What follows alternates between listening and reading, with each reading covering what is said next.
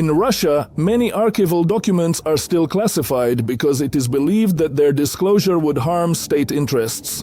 This is understandable when it comes to events that happened even 70 years ago. Some participants in those events are still alive. But why are the archives from the time of the 1917 revolution still classified? Many documents related to the activities of the highest bodies of state power of the USSR from the 1930s to the 1980s, especially during the period of the Second World War, remain inaccessible to researchers. The NKVD archives related to the Great Terror of the 1930s are classified until the year 2044. So, at best, the truth about this tragic time will be revealed to the children of today's researchers. But that's not entirely accurate.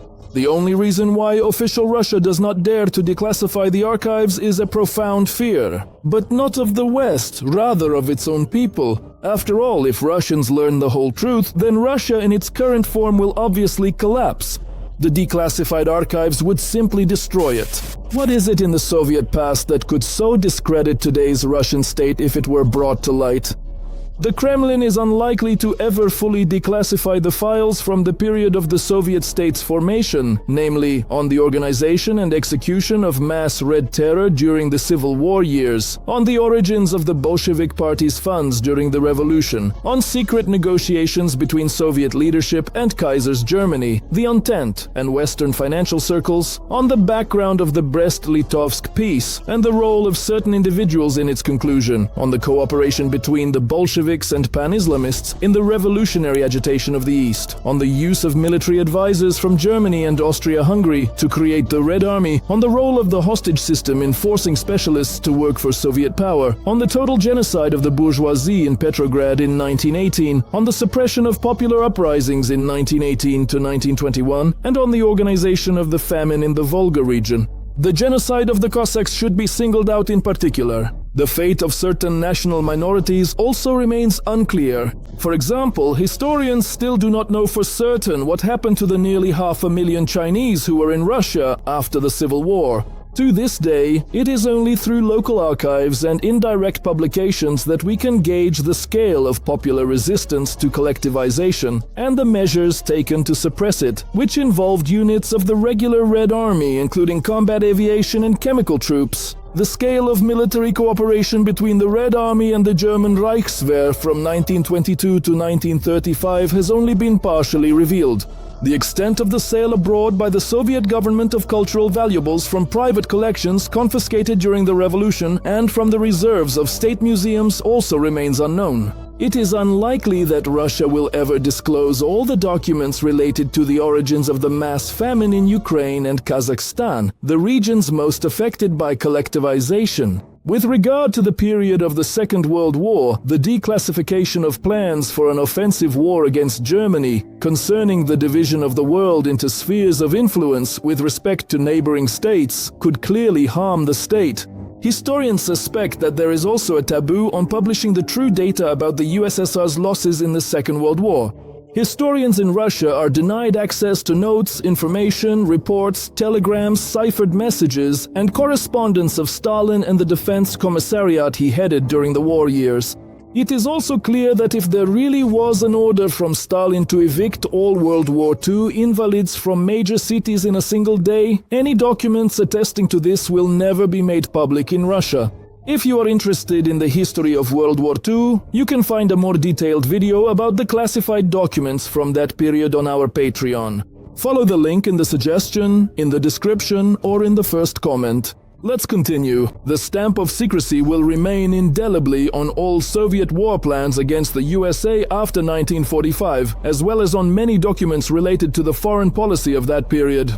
The closer we get to our own time, the more these documents affect the interests of the ruling elites not only in Russia, but also in countries considered strategic partners of the Russian Federation in the Third World. The materials of the special services from this period have probably not lost their relevance even on a personal level to this day. The military plans of the late USSR may have undergone very few changes even now.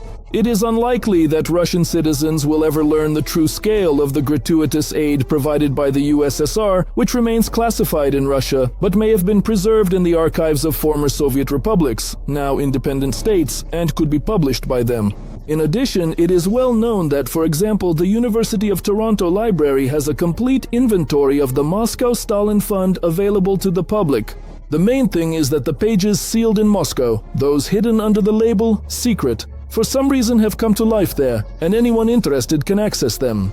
That is, in some cases, what is classified in the capital of Russia may very well be open for review in, say, the Library of Congress. However, unfortunately, this only applies to a portion of the materials. The main body of important secret archives remains locked away behind 7 seals. However, Russia's policies are not eternal. Many viewers have lived through events that testify to this, and some have even participated in them. Only certain archival documents will never be declassified for sure. These are the documents that were destroyed without a trace. According to many accounts, the secret commission of the CPSU Central Committee for Investigating Unlawful Repressions, created by Nikita Khrushchev after the 20th Congress, destroyed quite a few documents on his orders. Documents that reflected Khrushchev's personal role in organizing these repressions. If no copies of these documents have survived, it is clear that much about Stalin's Great Terror will never be known to humanity. It is also written that, at the end of Stalin's life, all personal records of military conscripts created before and during World War II were destroyed. This was done to conceal the true number of human losses in the war. Older people remember how, even right before the collapse of the USSR, when Glasnost was in full swing, Gorbachev stubbornly denied the existence of secret protocols to the Molotov-Ribbentrop Pact and documents about the Katyn massacre. But they were in the archives, and Gorbachev was well aware of their existence and kept silent. There's nothing surprising about this, since he was the General Secretary and then the President of the USSR. All his legitimacy was based on denying the crimes of the illegitimate Bolshevik regime. The current authorities don't want to open the archives for the same reason. The truth is inconvenient for them. The truth about the alliance between the USSR and the Third Reich, about the assault on the Brest Fortress, about the Soviet Nazi parade, and about many, many other things that form the foundation of the modern ideology of the Russian Federation. If all the archives are opened, there will be nothing left of the victory mania. It will turn out that Stalin was actually an even greater fascist than Hitler and Mussolini, and Lenin was like Jack the Ripper on the scale of an entire state.